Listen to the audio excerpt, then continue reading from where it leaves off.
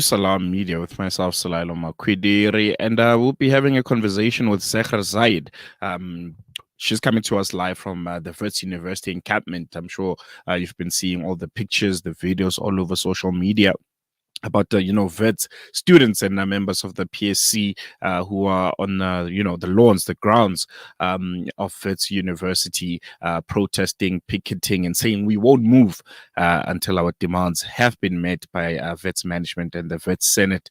They presented their demands to Wits management, their Pro Palestine demands to the Wits management, to the Wits Senate, and yesterday the Senate sat and they voted, and we'll be speaking to Zehra Zaid, one of the members of the Wits Liberation Zone, and she'll be chatting to us about the outcome of that vote. She's coming to us live from that encampment. She's in a tent still. Salamu alaikum, Zehra. I hope you can hear me. I know you're outside, you inside a tent, and I hope you can hear me and see me. I can't hear you guys. All right. Can you hear me now? Can you hear me now? We're just trying to speak as loud as we can. Can you hear me? Guys, I can. You guys are cutting out. All right. We're going to try and get Zehra over the phone. I know that maybe trying to call her because connection must be a mess since they're outside.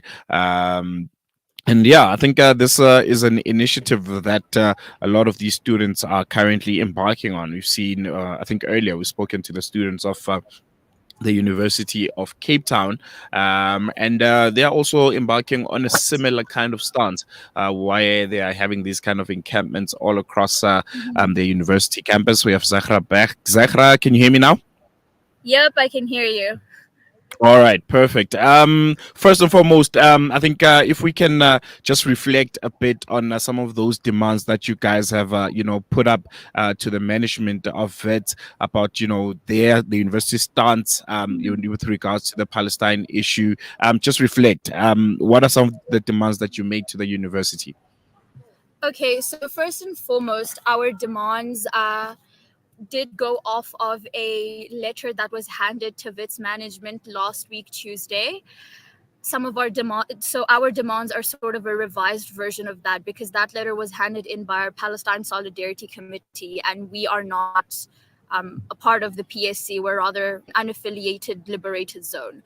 So our demands include a BDS safe zone at our university, so boycott, divestment, and sanction-free safe zone at the university, including cutting ties with Israeli-affiliated people and Israeli-affiliated companies that we use here at the university for things like accessing academic papers and the biometric systems, things like that. That was, I think, our first demand. The second demand is a official stance from the university in solidarity with the Palestinian people and the people in Gaza who are being genocided right now. Mm-hmm. And also our demands include liberation for not only the Palestinian people, but the university supporting and standing in solidarity with people all around the world who are in need of liberation, who are in need of freedom from oppressive regimes, including our students here at Wits in Braamfontein who did not have electricity and water for 3 weeks, including students at Wits University who are victims of exclusions from exams due to financial reasons, due to mid-year exclusions, the policies on mid-year exclusions at this university. We stand for liberation for all those people as well, and that is included in our demands. I think, yesterday, the Wits Senate obviously voted on the demands that you made. You did mention that there hasn't been any official, response from them, but you do have an idea of some of the motions that were passed. If you could share a bit with us, those motions and your response to them. So yesterday in Senate, it was an interesting vote. Firstly, because of the fact that a motion like this has never ever been presented and voted positively on in our Senate. So the last time we had a motion on Palestine was in January or February, and the vote Senate wasn't even allowed to vote on the motion due to a member of Senate saying that the university should not take any stance on any international matters, including Palestine. So the motion did not even get presented, it did not even get voted on.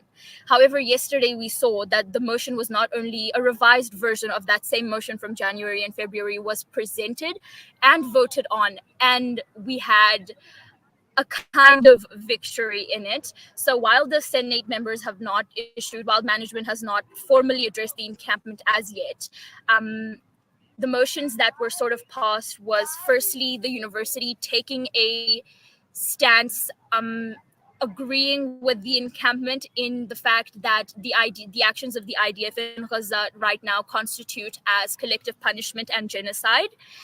Secondly, that the university will take a open stance for a ceasefire now. And the third point of commitment was a commitment to helping rebuild the academic realm within Gaza after a ceasefire does come.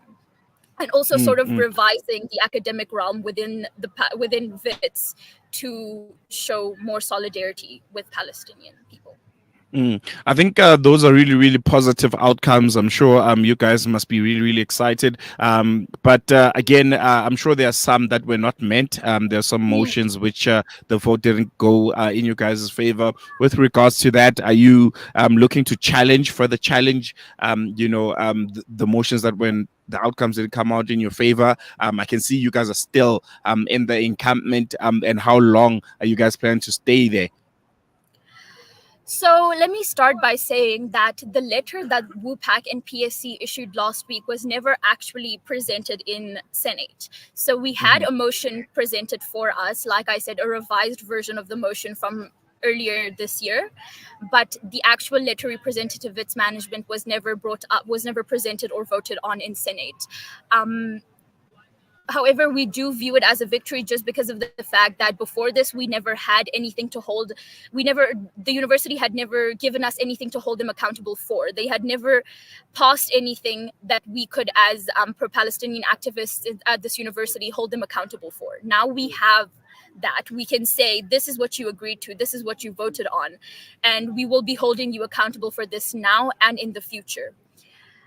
So technically, while our demands and the letter were never really presented or voted on, this was a first for Wits University, which we at the Liberation Zone do view as a win.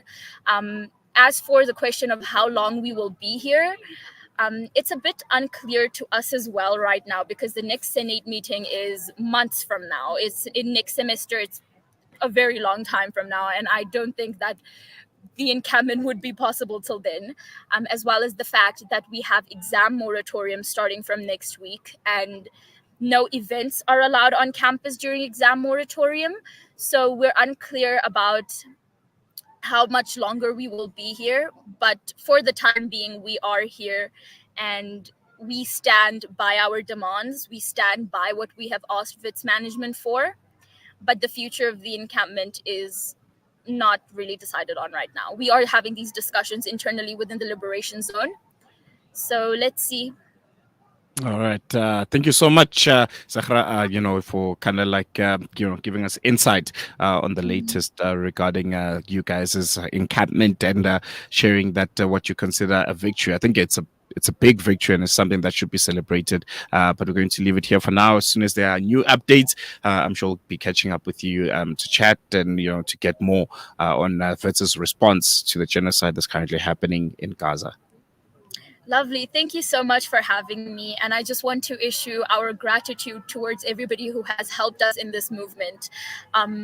Our alumni, our staff members, and especially the students who have been here since Monday, who have camped out here and who have showed Wits that we are here and we see what you are doing and we are holding you responsible. And just thank you to everybody in general. I know we've gotten lots of love and support over social media from the South African community at large. So that has been very motivating and helpful for us. Thank you for having me.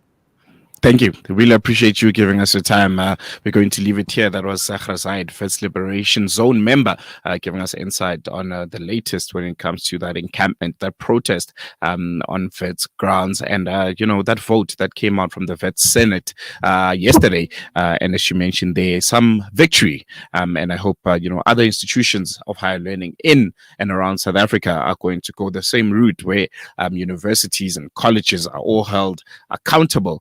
When it comes to how they react to the genocide that's currently happening in Palestine, and also to revise these universities, academic relationships that they have with Israel. And if you say there's no genocide, then maybe just look at the numbers and look at what defines a genocide. Then maybe you'd have a different opinion. And or if maybe you say there's no genocide, maybe you can explain to us what entails a genocide. What's the real definition of a genocide, and how it differs from what's currently happening in Palestine? We're going to leave it here. From me, Salano Makwidiri, and the rest of the crew is goodbye.